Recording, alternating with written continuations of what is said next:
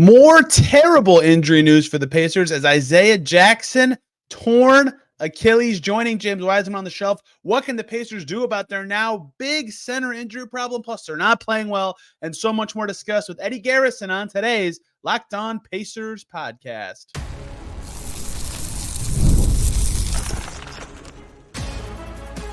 You are Locked On Pacers, your daily Indiana Pacers podcast. Part of the Locked On Podcast Network, your team every day.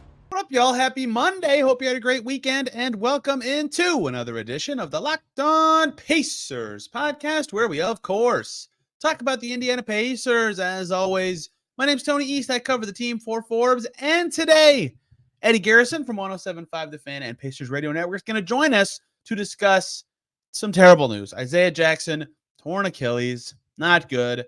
Season, we'll see if it's over. It's probably over. It's going to be a lengthy absence if not.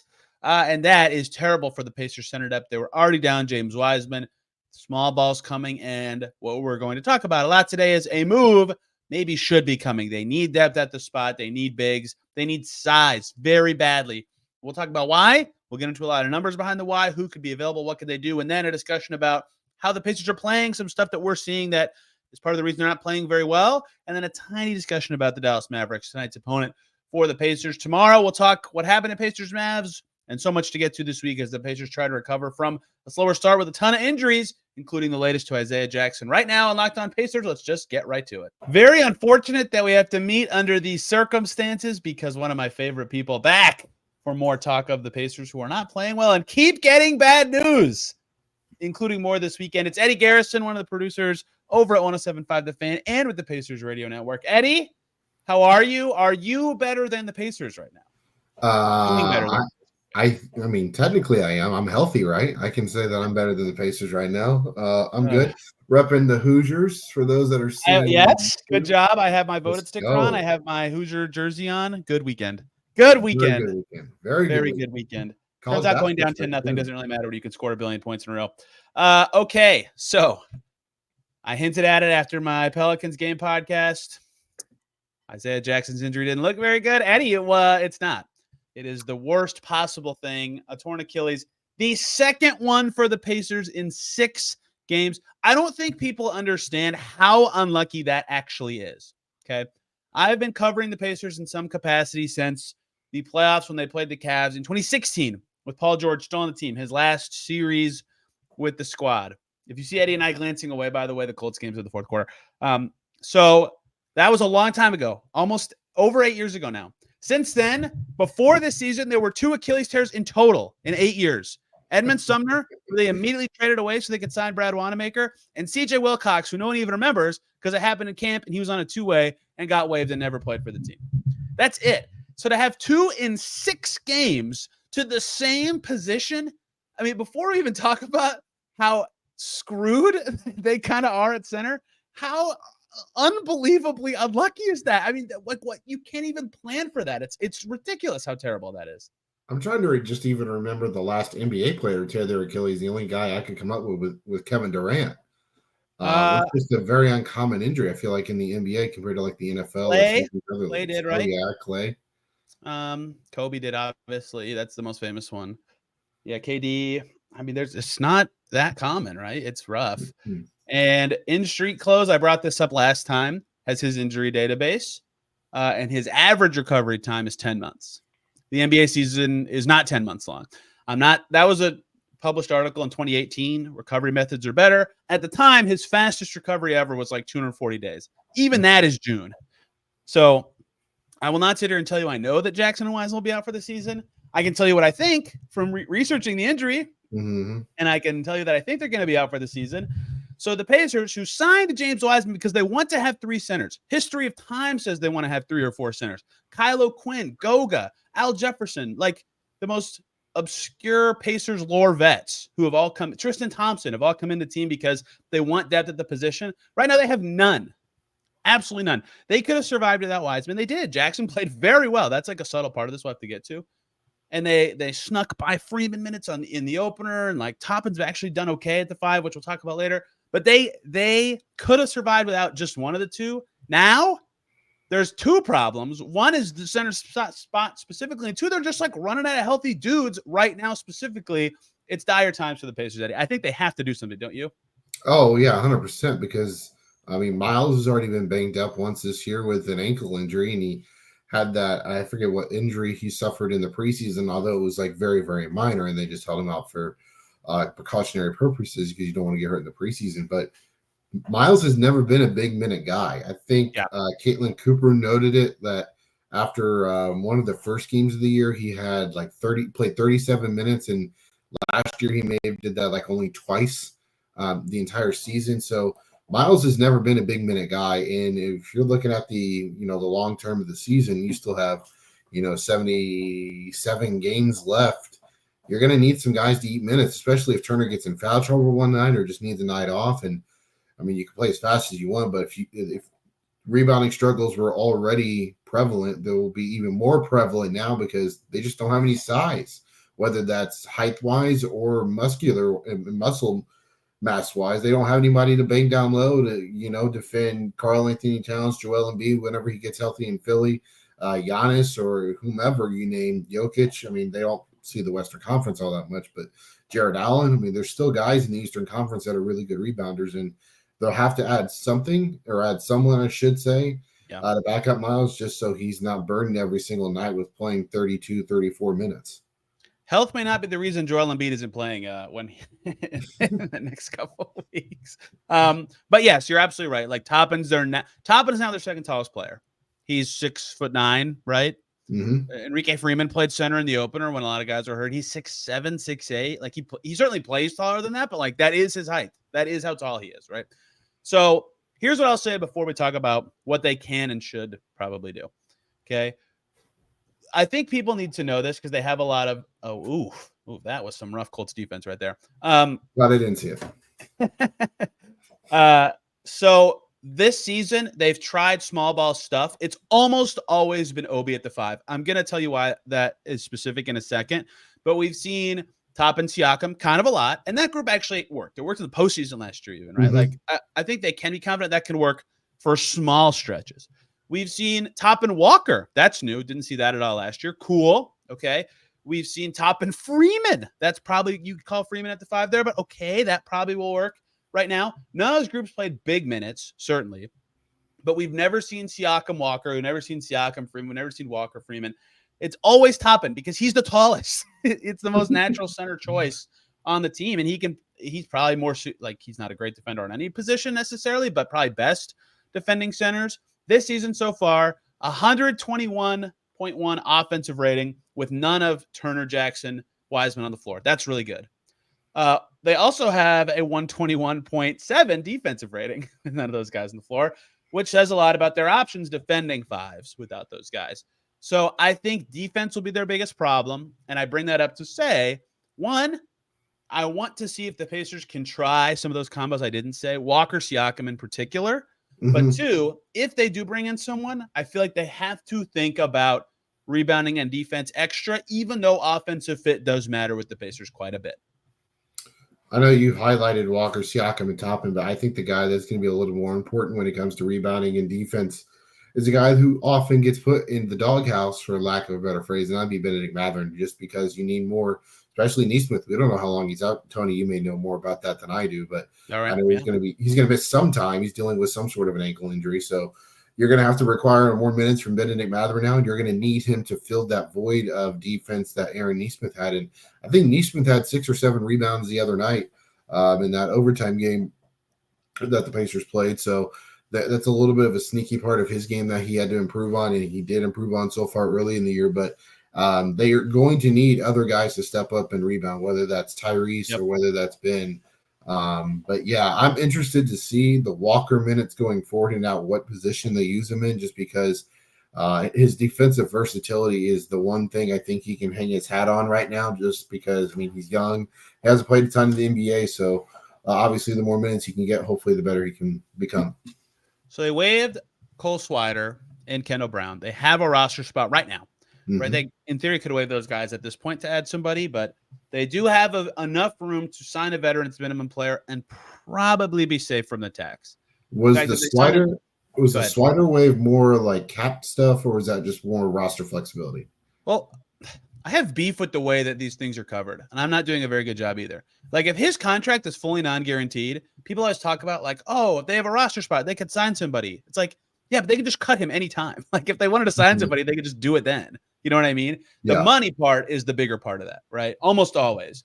And that is actually very important now that they didn't have to pay Cole Swider for 2 weeks because they're that close to the tax. Like, that would have mattered a great deal. So they can fit in a veterans minimum and not like freak out about someone hitting a bonus and they're just paying the tax and screwed all of a sudden. It will make trades harder. And maybe it could be like a Brad Wanamaker deal where they bring in a non-guaranteed guy and he just gets cut before, they even get close to January and they try somebody else. Yeah. If it doesn't work. Yeah, well, let's go through the options because they have to think like that. The other problem is, besides that it's only been 6 games, it's November 3rd. Like, what I talked about this with Sumner. The second Sumner got hurt, they salary dumped him to the Nets, right? Mm-hmm. So I was like, oh, maybe they'll do that with Wiseman. But they can't even do that until December 15th. They can't even trade him for a month and a half. They can't even acquire like Cody Zeller, who's making no money and is cheap and kind of good, is just doing nothing for the Hawks. They haven't even like told him to come to camp or anything. Like he can't even be traded till the 15th. Like, a lot of players that make sense for them to acquire can't be traded. Like, that's another hurdle of it being so early in the season is there's a lot of movement limitations of trades. That's why it almost has to be a free agent. So yes, we should run through some options. Everyone, short little break here. We got to talk about the good folks over at BetterHelp. This show is sponsored by BetterHelp. This month is all about gratitude, being thankful. And along with the many people that we talk about here on this podcast, there's one people that we don't get to thank enough: ourselves. It's sometimes hard to remind ourselves that we are trying our best to make sense of everything. And in this crazy world, that is not easy. So here's a reminder to send some thanks to other people in your life, including yourself. And therapy can be helpful for all sorts of stuff, just like that, like learning positive coping skills, learning how to set boundaries, and empowering you to be the best version of yourself. It is not just for those who have experienced major trauma. If you've been thinking about starting therapy, give BetterHelp a try. It's entirely online, designed to be convenient, flexible, and suited to your schedule. Just fill out a brief questionnaire and get matched with a licensed therapist. You can switch at any time for no additional charge. So let the gratitude flow with BetterHelp. Visit BetterHelp.com/LockedOnNBA today to get 10% off your first month. That's BetterHelp, HELP.com/LockedOnNBA. There's a lot of stuff you could say that like, what would be important to you? A vet who can win now, like a springy rebounding guy, somebody who has Carlisle connection, somebody who kind of knows the Pacers system. There's not like any of those though. Like, how would you start looking if you had to search right now? Like, who do you think the GM has on speed dial right now? Oh God, I have no idea. It was hard. Yeah, it's hard, and I don't think scheme has to really fit here, just because they already play a random style as it is. So there's not much of a scheme that goes into play. They don't run a lot of set plays. It's a lot of, just kind of read and react type stuff. So I don't know. Like, they need somebody who's athletic, because that was the one thing Isaiah Jackson did bring, and James Wiseman did too a little bit. Both those guys could play above the rim and finish, lobs whenever they're on the floor with Tyrese, or, be good in the pick and roll with McConnell whenever they did that. So I would probably have to lean more. I think athleticism would probably be the number one trait, but I don't know if that's out there. And then obviously you're looking at someone who's probably tough, because right now they don't have like anyone on the bench that is a tougher dude. He's very physical. That's why I just like lamely threw out there Bismack Biyombo, just because, he may not be good, but he's going to play as hard as he can. And he does go out there. So I don't know who the target would be, because frankly, I don't know who's out there, but I would say athleticism would be the number one trait that I would go for, which kind of fits what they have tried to do at the backup center. I like where your head's at. I agree. Biyombo used to be super athletic. He's now 33, 32. He was like okay for the Thunder last year. Like, he is fine as a player. I did put him in my article I wrote earlier today. So let me bucket people for you. Okay. Bucket one has played for Rick Carlisle before, albeit kind of a long time ago. JaVale McGee is the only kind of good available free agent who played for Rick before. That was with Dallas like 8 years ago. I should kind of slide in and add that I believe the Mavs bought him out, so that might not have gone very well, but it did happen. JaVale McGee did play for Rick Carlisle before. Okay, guys who can shoot, which would in theory be a fit for that. Frank Kaminsky, what's up, dude? Hasn't been in the league. Yeah. Hasn't been in the league for a minute. I think he's gotten cut 2 camps in a row, but doesn't suck. Is pretty tall and can kind of shoot. The opposite of the player you just described, though, not athletic at all, right? So, that one would be, can you get him to get enough rebounds to kind of resemble what Jalen Smith gave you without like any of the speed, right? But I don't. That's hard, right? There's a reason everybody available is not in the league for a reason, right? And that center is admittedly probably the deepest free agent position. Okay, so guys that do kind of fit what you described, athlete, Moses Brown. Moses Brown can jump. That dude isn't particularly like beefy, but he's really good on the glass. I think. I think when he was with the Blazers, he had like a monster rebound game against the Pacers. I was going to bring that up. Yeah, I was going to try to look it up while I was talking. If you were going to do it, then that's even easier for me. And I would also throw another guy in that group. And this is kind of boring, but I kind of think this is my favorite choice if the Pacers really have the pick of anybody. That's Omer Yurtseven. Omer Yurtseven spent 2 years with the Heat and then was with the Jazz last year. He's a pretty good rebounder for his size. And he's 7 feet tall. He's still only 26, so like has some wiggle room to grow. And like was not ever a bad player. His efficiency is not awesome. He can't really space at all, but he is per 36 in his career, 15 rebounds per 36 as a rookie, 10 his second year, 14 his third year. That's pretty appealing, I think, as a player who doesn't suck and has a true shooting percentage for his career. That's about average. That's probably his biggest limitation is efficiency and turnovers, but the rebounding I think is going to be important. And then just some other names. You mentioned Biyombo, Damian Jones. He's 29. He's pretty good. If they keep going small, can O'Shea Brissett sneak in? And I told you to remind me, but I don't need the reminder, Eddie. I remembered. Just for the jokes, the Pacers own the 2020 draft. It is their business to get every first-round pick in 2020 to come to the Pacers and be really good. Udoka Azubuike, he's available. He was the 26th pick in 2020. Make it happen. Turn him into a stud like they've been doing with that whole draft class. They should not seriously sign him. Do any of those names actually appeal to you, or did I just say a bunch of word salad? Did you list off Chimezie Metu? I think he has. So he is good. He, I think, signed with Barcelona is the only reason I did not bring him up as a free agent. I will check while you're talking, though. Okay, because that was the one guy I was looking at that you did. He is good though. If he was available, he played for Barcelona in his most recent game, 15 points and 5 rebounds in a 26-point win. Yes, he is good. If he was actually available without a European buyout, he would be like the best guy. But I don't think he's actually a free agent. Plus, I think he's had time with Tyrese during their time in Sacramento. Good shout. He's Moses Brown, but he is really good. That'd have been a good one. Good call. Moses Brown, by the way, to answer your question from earlier, 12 points, 11 rebounds when he's with the Thunder and 21 against the Pacers. There it is. I was going to say, I remember him having one pretty good game against his team. Any other names stand out there that was it just word salad? You just hope one of them works? Probably a little bit of what you just mentioned, word salad, and hope one of them works. You didn't mention Boban. That was the one name you didn't mention. Oh, I did not say Boban. He play for Rick? But I also think he signed overseas, I believe. I will double check that as well while I'm talking. But yeah, he played for Rick also. Yes, he plays for Fenerbahce now. I knew that. Duh. But yeah, he played for Rick also. I checked the Euro signings a long time ago and just have kept assuming that they were still over there. I suppose that's not a guarantee.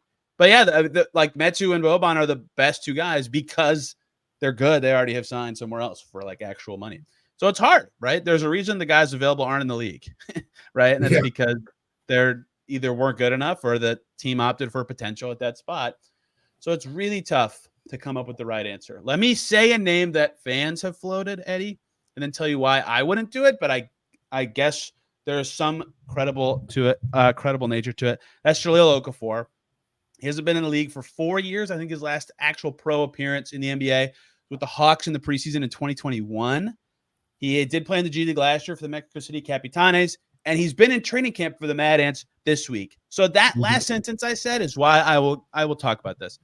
Being in camp with the Mad Ants means he knows the Pacers system, right? Like they play similar ways. He would know their play call and scheme like immediately. He's been in the Pacers building and has seen their staff. So if they want immediate familiarity, and that's like the most important thing to them, maybe he's the answer. But he's not as good as anyone else we've said. There's a reason he's been out of the league since 2021. But Right. the familiarity might actually matter in this case, and he's been trying to get back in anyway, which is why he's playing in the G League. So it's not impossible to me because of the actual franchise connections, but I don't really think there's like a great option. There's no super athletic guys. There's no clearly like decent shooters who can help them in meaningful ways. There's no obvious ties to their front office or coaching staff. It's really hard to come up with a good answer, and that's what's going to make this so tricky until trades are more possible. Is there anyone out there that you would try to trade for? I know you mentioned Cody Zeller, but is there anyone else that sticks out to you that would fit? Yeah, well, I think Brad Rowland's going to bring it up on Locked On Hawks, but I floated him like, would the Hawks just do Wiseman for Zeller straight up? Because that would help them with their tax situation quite a bit. Mm-hmm. But now that they can't wait that long, right? That trade would have been great if the Pacers had two centers and could have made it to December 15th, but neither of those players can be traded for a month and a half. And it's hard to trade this early. Like teams who have tons of center depth, why would they want to trade this early? They have all the center depth for a reason themselves too, right? It's just really hard to come up with the right answer. I had somebody I know pretty well who likes cap stuff throughout Dwap Reith to me. He's with the Blazers. Portland, he's pretty good. He signed a long deal with them. He's not playing very much for them. 4 games this season, 3.5 minutes per game because they have Ayton and Klingon and Robert Williams, who, if we get really far down the line, Robert Williams trade candidate maybe, but it's hard.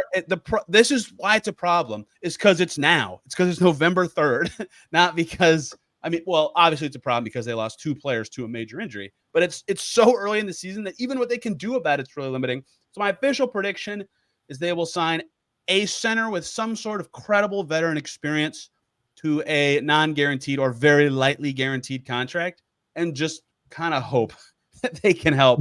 They might not even play. Like, they might just be worse than playing Toppin at the 5, but this is the situation the Pacers are in. They've got to figure it out.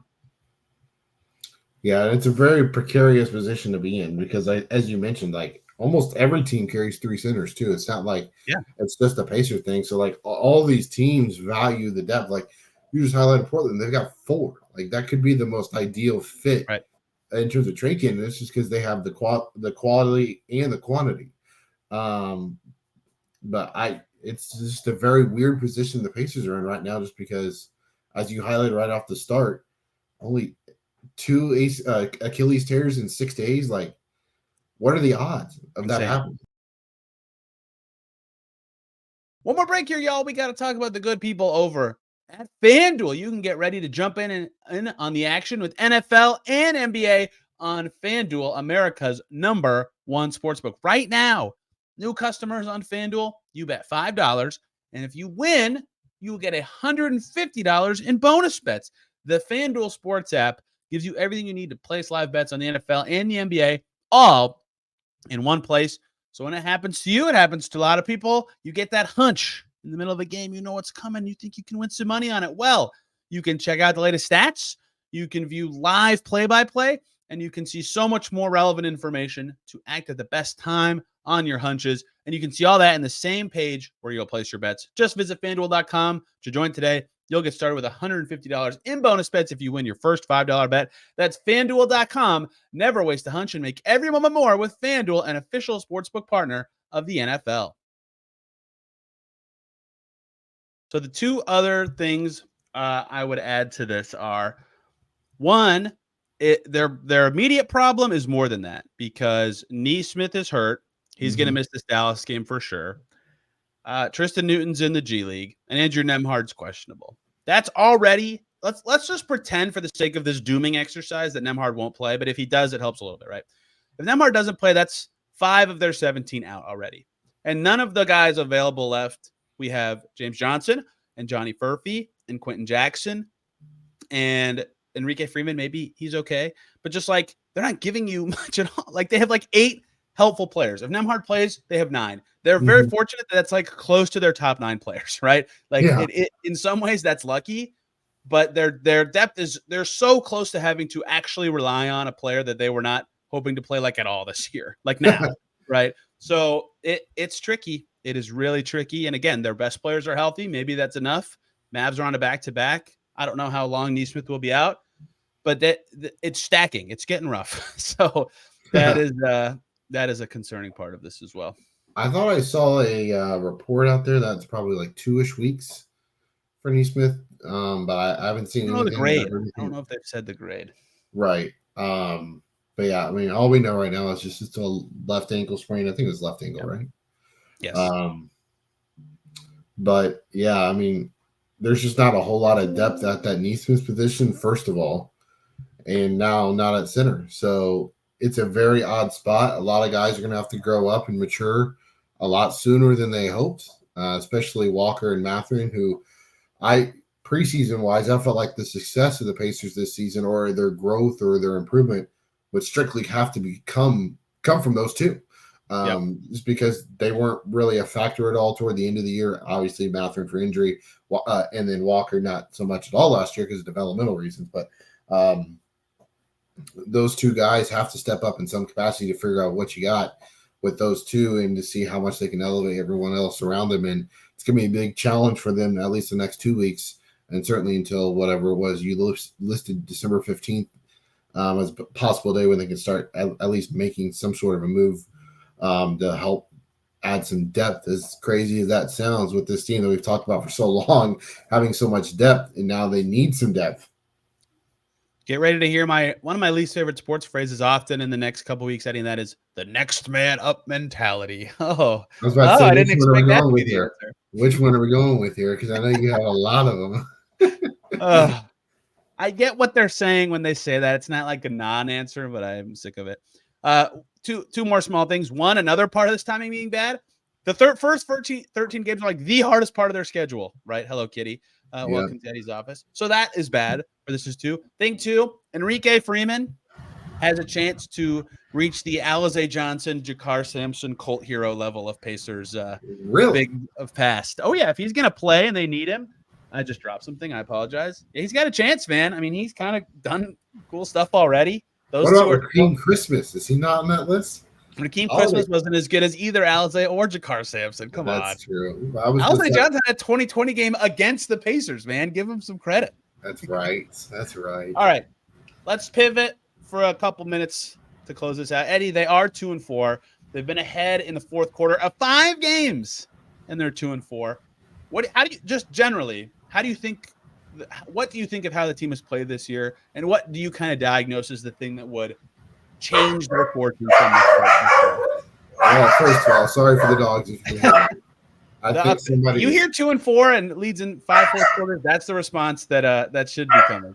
Yeah, I know. What I think of them so far is it's very weird because most of the time when you have these teams that run back a lot of the same guys, they come out and they're usually the ones that are having the fast starts to the season. Like you look at Boston, for example. Yeah. I mean, not just them being really, really good, but they bring back pretty much everybody. The only person they lose is O'Shea Brissett. But like the teams with the most continuity have had the most success so far in the NBA, and especially late in games, you would think that would help them even more, just because everyone knows their role, everyone knows where to go. Right now, the Pacers don't have any late game go-to guys or a go-to play right now. I mean, when you go back to a couple of them, you got Haliburton on the left wing, and he makes the miraculous double clutch to force overtime against, was that Philly? Philly, yeah.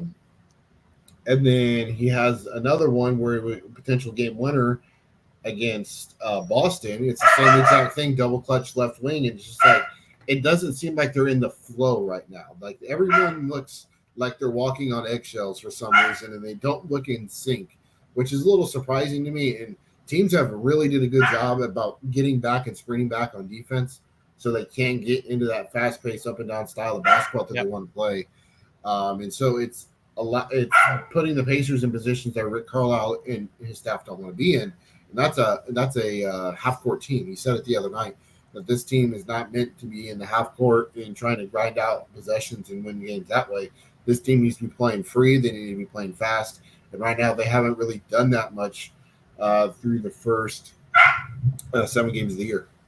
Yeah, not at all. Like the thing that someone pointed out that I thought was cool is like some teams on rebounds are like putting their hand on Pacers players' backs, but like conceding getting boxed out. So like, okay, they're not going to get the rebound, but they're ready to stop you in transition immediately. You can't turn and run. Like someone's like basically blocking you, right? Like that's smart. That's a good way to do that. People would do that to Haliburton when he would catch the ball, but not the other 4 players. Now they're like, oh, it's everybody who's fast with the Pacers. So that to me is kind of why they haven't felt like themselves. I think they've gotten a little more zip this week against Orlando. They looked pretty fast, even though they lost. They looked really Pacers-y against Boston. And at times I thought they did against the Pels. Most of the game, honestly, but they had just a dreadful offensive stretch. That's what's really been crazy to me. But okay, so in the clutch, turnovers have been crushing to them, right? Their defense hasn't been good anyway, so giving teams chances to just have easy live ball plays. How many did they have against Boston? 3 in the last minute against Philly. Like, they won the Boston game, but like that's the difference between them being 500 right now, is that. And so the offense has been fine, not good, I think, in the clutch, but the defense and the turnovers has really sunk them. And then identity-wise, it just feels like there's a stretch every game where I'm just like, what are they doing? Mm-hmm. Like on the offensive end, especially 6 minutes, 4 minutes. And the Pelicans game was much longer than it has been for other games. And that just kills them because they have looked good for a lot of time for a lot of their games. There's a reason they've been winning in the fourth quarter of 5 games, right? I can forgive them for the Knicks game for going 3 for 30 from deep. They haven't shot that bad in 6 years. Okay, whatever. It happens. Okay. But they've been winning in all the rest, and they can't close. They can't find enough flow and rhythm like you described. So it is weird. They're clearly playing not up to their level. They're 2-4 for a reason, but the margins between them being where they are and where they could be is so small. And that's why all these small things that seem like nothing, or it seems like I'm spending too much time talking about it. No, they all matter a great deal for this team right now. Like, that's the margin that they've been dealing with. I know you talked about it like last year, but Tyrese post-Buddy trade, I don't think gets enough in as it should, because this team looks different. Tyrese looks different without Buddy, because teams don't have to respect or sag off on, they can sag off on like Neesmith, or they can sag off on Nembhard. Like, all right, we're going to force that guy to make a shot. And if he's not making shots, it just makes life so much easier when it comes to defending Tyrese. And so, like, missing Buddy, I think, has been a larger issue than I think the hamstring injury was for Tyrese, because when the season started going down last year toward the end of the year, defensive intensity picked up and focus picked up across the league. And Tyrese just wasn't the same player. And sure, part of that could have been the hamstring injury, but I think a large part of that was because of Buddy Hield not being there. And right now, they haven't been able to develop the next guy who is a shooter, unless, Ben Shepherd is that guy now, especially after the way he shot it in New Orleans. Bro, wait. You just said I'm mad at people, okay? Ben Shepherd had an awesome game in New Orleans, right? Like, best of his career. You agree? Best of his career. Okay? Oh, yeah. Easily. He's had a really good season to this point. So I tweeted during that game, is this just who Ben Shepherd is now? Like, kind of joking, not a real question. All these people are like, this is always who Ben Shepherd has been. It's his best game ever. No, it's not. He has never done this before. It's fine. It's okay that he looks better. I did not understand why everybody wanted to like dunk on me for this fictional question about how great Ben Shepherd was playing. And it's very important, but I was very annoyed by that. End rant. Continue.